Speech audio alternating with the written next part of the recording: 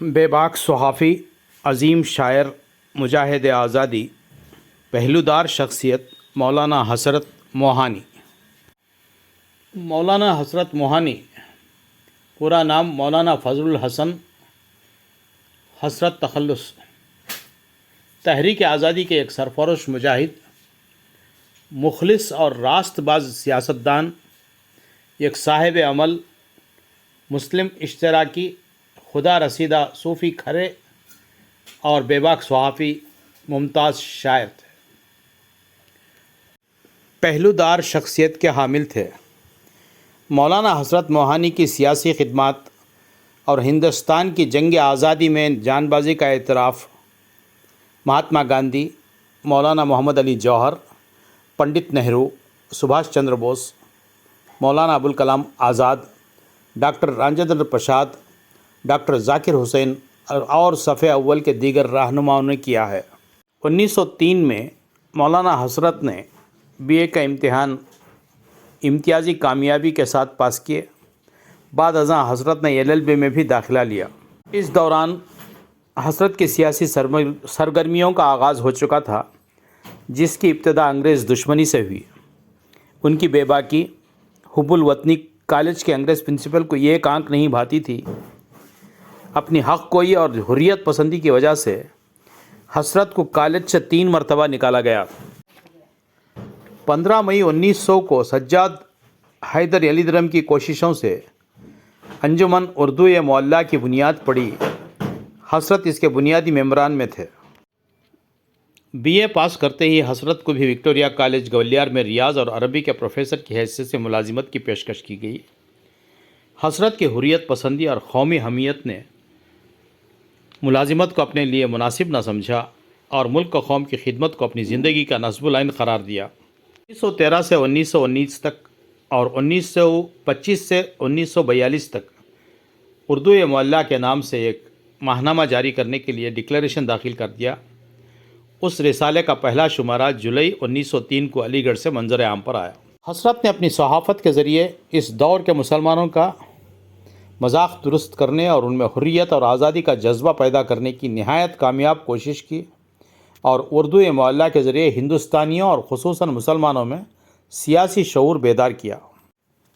حسرت نے 1904 دسمبر کو منعقدہ کانگریس کے اجلاس میں بحیثیت ڈیلیگیٹ شرکت کی اور 1905 میں آل انڈیا انڈسٹریل کانفرنس منعقد ممبئی میں حصہ لینے کے بعد سودیشی کے مبلغ بن گئے۔ حسرت کی دور اندیش اور مضمون کی اہمیت کا اندازہ اس طرح کیا جا سکتا ہے کہ تقریباً 12 سال بعد گاندھی جی نے انہی اصولوں پر کاربند رہ کر سول نافرمانی اور ترک موالات نان کوآپریشن کی تحریک چلائی اور اپنی خود نوشت سوانح عمری میں گاندھی جی اعتراف کرتے ہیں کہ یہ راہ حسرت نے دکھائی تھی۔ حسرت کانگریس کی انتہا پسند جماعت گرم دل کے ہموار تھے اور دیشیت پسند تحریکوں میں بھی دلچسپی لیتے تھے۔ حسرت نے گوکھلے، موتی لال نہرو اور گاندھی جیسے قومی رہنماؤں کے مقابلے میں بال گنگادھر تلک، اروبندو گھوش، سبھاش چندر بوس جیسے پرجوش انقلابی لیڈروں کو زیادہ پسند کیا۔ مندرجہ ذیل مطلع والی غزل جو بسمل کے نام سے مشہور ہے، سرفروشی کی تمنا اب ہمارے دل میں ہے، دیکھنا ہے زور کتنا بازوئے قاتل میں ہے، دراصل حسرت کی ہی عطا کردہ ہے۔ 23 جون 1908 عیسوی میں حکومت برطانیہ نے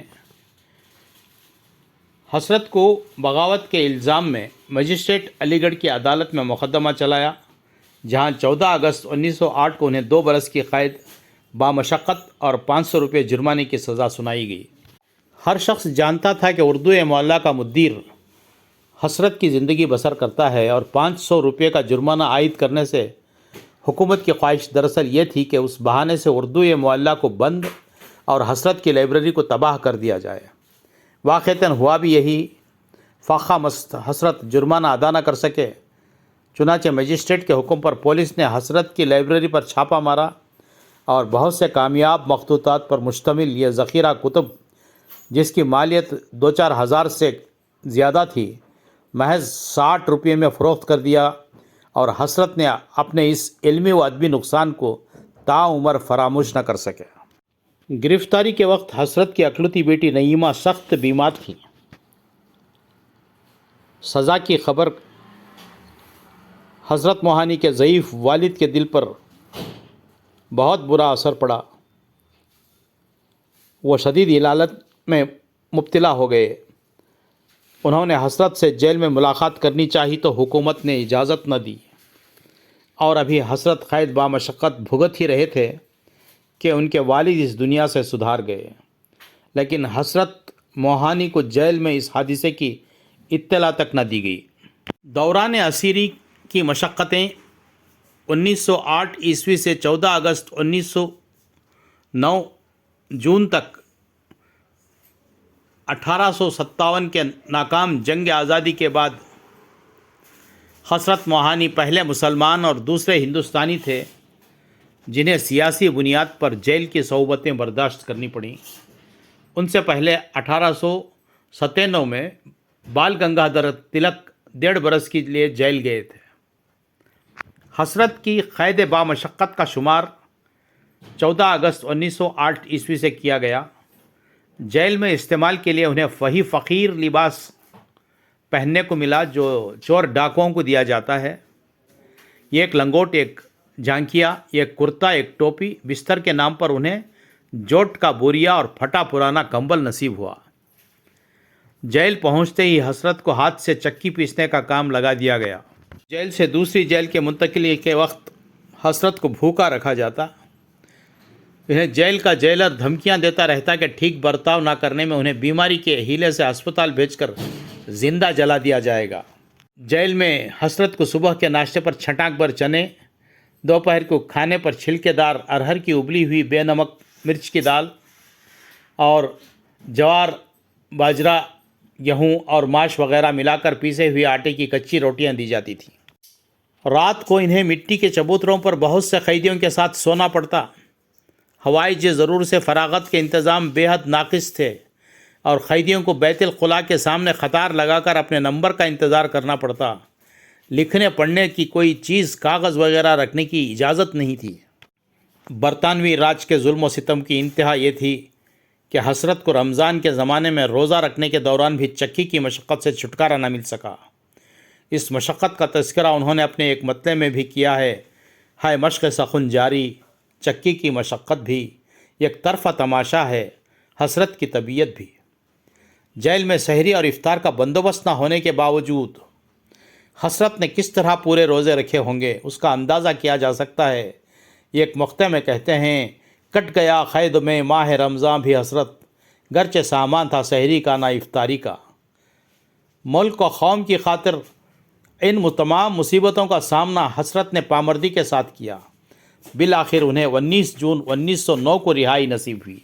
1919 में हसरत की तहरीक में खिलाफत कॉन्फ्रेंस में तर्क मवालात की करारदाद मंजूर हुई। 1921 में कांग्रेस, खिलाफत और मुस्लिम लीग के सालाना इजलासों में हिंदुस्तान को मुकम्मल आज़ादी की करारदादें पेश कीं और बाग़ियाना तकरीरें की। कैसा ही नाजुक मौका क्यों न हो, हसरत ने हक़ व सदाक़त के इजहार में कभी मसलहत से काम नहीं लिया। हसरत हिंदू मुस्लिम एकता के शुरू से ही हामी थे और कांग्रेस और मुस्लिम लीग को एक दूसरे के करीब लाने और उनमें मफाहिमत पैदा करने के ख्वाहिशमंद थे। 1908 ईस्वी के बरक्स 1916 में हालात काफ़ी बदल चुके थे। अब तक हसरत मोहानी का नाम हिंदुस्तान गिर पैमाने पर एक बहुत बड़े मुजाहिद आज़ादी और एक मुसलमान रहनुमाए कौम के हैसियत से मशहूर हो चुका था। 1917 ईस्वी की अंजुमन तरक्की उर्दू हिंद के सालाना रिपोर्ट से पता चलता है कि हसरत अंजुमन तरक्की उर्दू के मेंबर थे और उसके मजलिस शूरा के रुकन भी थे।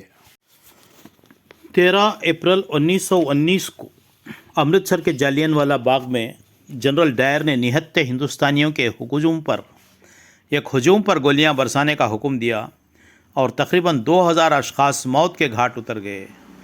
इस वाक़े ने अवाम के गुस्से को आग पर तेल का काम किया और हर हिंदुस्तानी के दिल में, चाहे वह हिंदू हो या मुसलमान, अंग्रेज़ हुक्मरानों के ख़िलाफ़ शदीद नफ़रत का जज्बा पैदा हो गया। 14 अप्रैल 1922 को बगावत के इल्ज़ाम में गिरफ़्तार करके हसरत को कानपुर से अहमदाबाद کہ سابرمتی جیل میں رکھا گیا۔ 4 مئی کو مقدمے کی سماعت ہوئی اور 22 سال کی قید سخت کی سزا دی گئی، جو اپیل پر 2 برس کر دی گئی۔ 1923 میں جیل ایکٹ کے تحت باہر سے بغیر اجازت مراسلت کرنے کے الزام میں مقدمہ کیا گیا اور 6 ماہ کی قید کی سزا ہوئی۔ 1924 12 اگست کو رہا کر دیا گیا۔ اسی دن بمبئی سے کانپور روانہ ہو گئے۔ 1925 میں انڈین کمیونسٹ کانفرنس پہلی مرتبہ کانپور میں منعقد ہوئی۔ حسرت نے بحیثیت صدر استقبالیہ کمیٹی اس میں اپنا خطبہ پڑھا اور آزادی کامل کی مانگ کی۔ 1928 کے اواخر میں حسرت نے کانپور سے ایک روزنامہ اخبار مستقل جاری کیا۔ اس کا نصب العین آزادی کامل اور ہندو مسلم اتحاد تھا۔ یہ اخبار 1936 تک نکلتا رہا۔ 1930 عیسوی میں مولانا حسرت موہانی جمیعت العلماء کے بانی ممبران میں تھے۔ حسرت موہانی نے اپنی زندگی میں 13 حج کیے۔ پہلی بار فریضہ حج 1933 عیسوی میں اور آخری بار 1950 عیسوی میں ادا کیا، اور اس مذہبی فرض کی ادائیگی کے دوران بھی اپنے انقلابی فطرت اور حق پسندی کا تابناک مظاہرہ کرتے رہے۔ 1949 میں حسرت موہانی نے یورپی ممالک کا دورہ کیا۔ 1940 کے وسط میں حسرت موہانی اپنا مشن مکمل کر کے ہندوستان واپس آ گئے۔ 1942 عیسوی میں پارلیمنٹ کے ممبر کی حیثیت سے مولانا حسرت موہانی بیک وقت یو پی اسمبلی اور مرکز کی دستور ساز اسمبلی پارلیمنٹ کے ممبر منتخب کر لیے گئے، اور دونوں جگہ پوری دیانتداری اور بے باکی کے ساتھ عوامی مفادات کی حمایت کرتے رہے۔ 15 اگست 1947 کو جب ہندوستان کی آزادی کے ساتھ جب پاکستان ایک علیحدہ ملک کی حیثیت سے وجود میں آیا اور مسلم لیگ کے تقریباً چھوٹے بڑے لیڈر پاکستان منتقل ہو گئے، لیکن حسرت موہانی کو وطن پرستی اور غیور طبیعت کو ترک وطن کا تصور بھی گوارا نہ تھا۔ وہ کانپور میں ہی مقیم رہے۔ انہیں ملک کے تقسیم ہونے کا صدمہ تھا اور اس بات کا رنج تھا کہ ہندوستان میں انگریز گورنر جنرل موجود ہے، آزادی کو مکمل نہیں کہا جا سکتا۔ حسرت موہانی ہندوستانی مسلمانوں کو بے خوفی کے ساتھ اپنے وطن میں رہ کر تعمیری کاموں میں ہاتھ بٹانے کا حوصلہ بخشا۔ فرقہ وارانہ فسادات سے متاثر علاقوں میں وہ اپنی جان کی پرواہ نہ کرتے ہوئے آزادی کے ساتھ گھومنے اور لوگوں میں مذہبی منافرت دور کر کے اپنائیت اور بھائی چارے کا جذبہ پیدا کرنے کی بے حد کوشش کی۔ انہیں سبھاش چندر بوس کی واپسی کا انتظار تھا۔ آزادی ہند کے بعد سیاسی اعتبار سے حسرت موہانی کانگریس، مسلم لیگ یا کمیونسٹ پارٹی کے بنسبت فارورڈ بلاک سے زیادہ قربت رکھتے تھے۔ اس زمانے میں حسرت اپنے آپ کو تنہا محسوس کرنے لگتے تھے، کیونکہ ان کی حق پسندی اور صاف گوئی سب کو ناگوار گزرتی۔ اس دوران وہ نیتا جی سبھاش چندر بوس کی واپسی کا انتظار کرتے، جن کی موت کا حسرت کو زندگی بھر یقین نہیں آیا۔ 1949 میں حسرت کی صحت بہت خراب ہونے لگی اور انہیں جگر کے امراض لاحق ہو گئے۔ 1950 عیسوی میں حسرت نے آخری اور 13ویں بار حج ادا کیا اور واپسی پر کانپور سے لکھنؤ منتقل ہو گئے،